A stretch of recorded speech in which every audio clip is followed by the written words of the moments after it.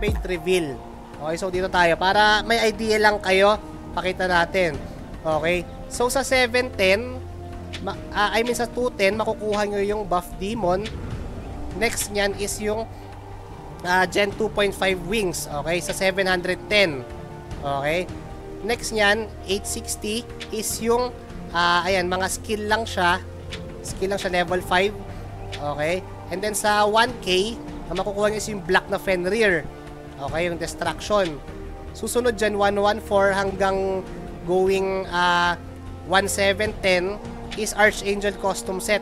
Kapag kukunin nyo to guys, pag makukuha nyo to, ang kukunin nyo lang dito is yung Graves at saka yung armor. Huwag kayong kukuha ng iba. Okay? Graves at saka armor lang ang kukunin ninyo dito dahil hindi nakakraft yung mga yon. Okay? Ulitin ko lang. Graves at saka armor ang kunin ninyo dito dahil hindi nakakraft yung mga yon. Next, sa 2140, makukuha nyo ang Gen 3 na wings. Okay? So, ang base stats yan is damage bonus 45, damage absorption 45. Okay? EDR, excellent. EDR ang ano niya, ang stats niya lang. Okay? And then, for 230, makukuha nyo Archangel set ulit. And then, sa 2560, ito yung pangdagdag, yung Gen 3 Bright Crystal. Pangdagdag ng affix yan dito sa Gen 3 wings. Diyan kayo mamimili kung ilalagay yung attack level, HP, attack speed, yung mga yon. Okay? So, diretso yan hanggang makumpleto nyo yung apat So, apat to. Tatlo. 1, 2, tatlo yan. And then, Archangel na naman. Archangel yan hanggang 6570. Okay? 6570. And then, sa 7140, makukuha nyo ang Gen 4 na wing. Okay? Gen 4 na wing, ang base stats dito is 50-50. Okay? And then makakakuha kayo ng ito, Stellar Gem, which is isasagad nyo yung base stats ng wing ninyo ng 55-55. Diretso yan. Okay? So, 7140 yung Gen 4 na wing, and then going, makukompleto nyo yan, magiging 55-55 yan kapag nasa 11-430 na kayo. Okay? Pag nasa 11-430 na kayo. Next dyan, 12k Archangel ulit yung mga yan. Archangel ulit yung mga yan. And then sa 14,290, makukuha nyo na yung Gen 5 na wing. Okay? Gen 5 na wing. Okay? And then, ang base stats neto is 60-60.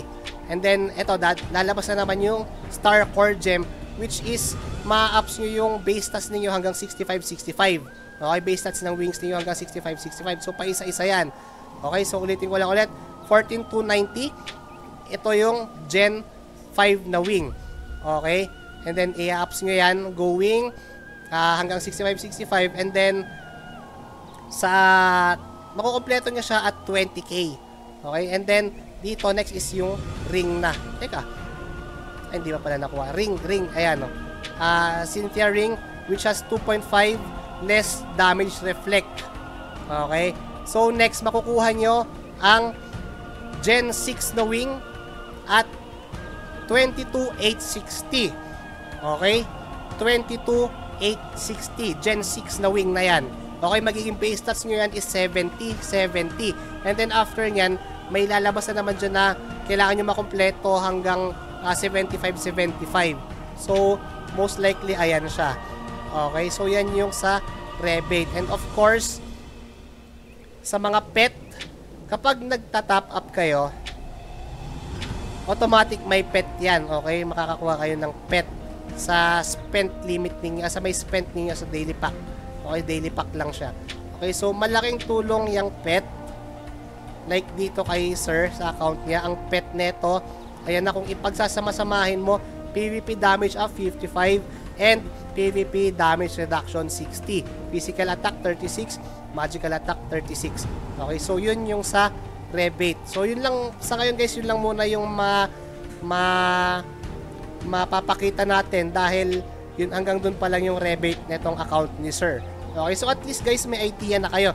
Ulitin ko lang guys, ang kapag kukuha kayo ng Archangel custom set, pag makukuha nyo itong mga to, ang kukunin ninyo is armor at saka gauntlets lang. Ay, armor at saka graves lang. Okay, yun lang ang kukunin ninyo. Dahil hindi nakakraft yung mga yon.